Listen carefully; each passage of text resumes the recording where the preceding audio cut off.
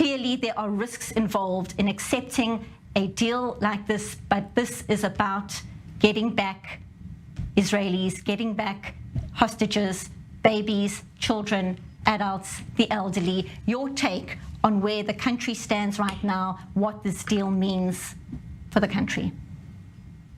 The deal means that there is some hope of getting back hostages.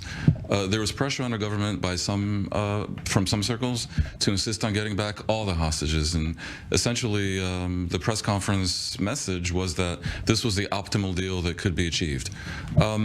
Look, they kept saying that Israel wants to eradicate Hamas, remove from power in Gaza, and to return the hostages. Now, they claim that these two goals are not contradictory, and I agree they're not, but they are clearly related. Israel pays a price in two ways for returning even some of the hostages. One is the time that Hamas gets to rearm and regroup.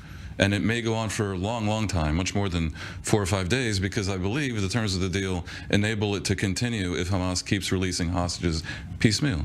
And the other is who they're releasing. Netanyahu made a point of saying it's not murderers, it's women and younger prisoners in Israel who are very evil, who are accused or convicted of various things, but not murderers. And I think viewers really should take this issue to heart. Israelis certainly are concerned, and there is one case actually that I think illustrates this very nicely. The person I believe is the first American to have been killed by Hamas was David Boehm, 17, in 1996. Murdered on a bus. The person who ordered that and who planned it was Yehia Sinwar, released a few years later to get back Gilad Shalit in 2011, of course we know, and Sinwar grew up to become the mastermind of this global historic massacre that has put us where we are. So when Israel wants to not release convicted murderers, it's not a question of revenge, but of weighing the genuine dangers that could fall on. Danny Ayalon, your take on exactly that. This is a tough decision for the war cabinet to make. There are concerns about what Hamas will do in terms of regrouping in the days. It's going to be 4 days to start, but it could well be longer. And yet, Israel says it's got to do whatever it takes to get the hostages back. Your thoughts? Right. No, this was a terrible decision, but it was the only decision to be made for, our own conscience, for the unity of the people, to really alleviate as much as possible the human suffering, of the families, and for that matter, the entire people of Israel. We are just one family here. This is the Jewish ethos, and we're giving a lot for that. When it comes to the situation on the ground, yes, Hamas will use the time for regrouping, but on rearming. But also will the IDF. Your thoughts? I fully agree. If any good can come of all this, it's to get the Arab regimes in the region to stop playing games on the issue of Hamas. Now, Egypt, for example, is very serious about taking on the Muslim Brotherhood. They're more or less, I think, on side, but some of the others are not. And goal number one is with Qatar, after Israel gets done saying thank you very much for assisting in a hostage release for however long that takes, to make clear to them that if they really want a seat at the table, and if they want to host not just the World Cup, but who knows, the Eurovision Song Festival one day, they cannot continue to support the likes of Hamas. This is critical. And who knows, I think the degree of disaster that we're witnessing here and the concern about contagion across the region may be a moment of clarity for the Middle East at large. Talking about Qatar, we're hearing a report that Qatar has handed Mossad chief David Barnea a list of the first group of hostages to be released. And this is a concern, broadly speaking. Looking at the families, we just spoke to Ilan right now, people who are waiting to hear if their loved ones are even alive or not.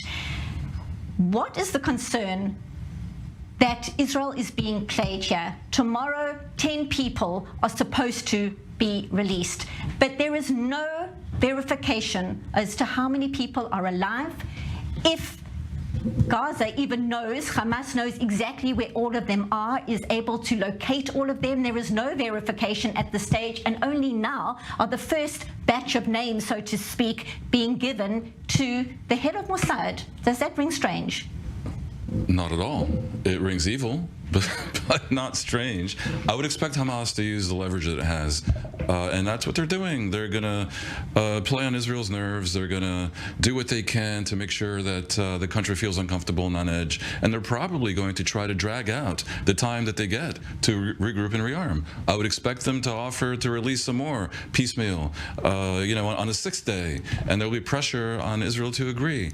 And there's a wider ecosystem here. Let's suppose that Hamas starts to play this in a way that leads to a 20-day ceasefire. There are concerns in Israel that for all their protestations, that they insist on taking this to the end, and Ambassador Danon is going to, criticize Netanyahu for it maybe, but then there's also President Joe Biden, who has his own concerns.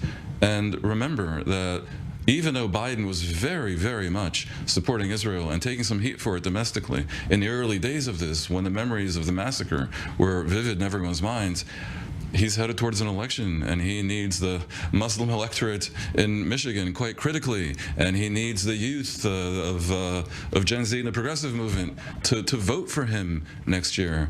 And he would probably like to see this end. So if this ceasefire becomes a month ceasefire, the war may never resume. Dan Perry, your thoughts on where things stand right now? The nation is waiting, holding its breath, so to speak, waiting to see how things are going to unfold tomorrow, who gets to come home. It's heartbreaking, it's a heavy heart, and at the same time, there is hope at last. Your take? There will be a lot of celebration at the release of some hostages, but I think Israel is starting to understand that this will take a long, long, long time, because for however long the hostage releases spread out, in the end, the overall goal of removing Hamas from power is going to be one that Israel will have trouble letting go of. And so that has the effect of prolonging this entire affair. And of course, the other issue is Lebanon. Many viewers may not know, today is Lebanon's Independence Day.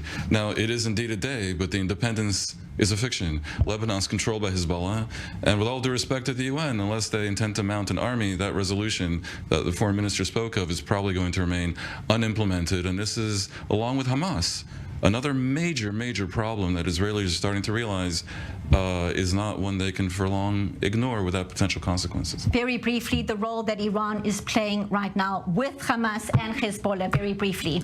They're obviously stirring the stew as much as possible and staying true to their reputation as a troublemaker in a region who will fight to the death of its last proxy. But I think Iran itself is probably not eager to get into a war.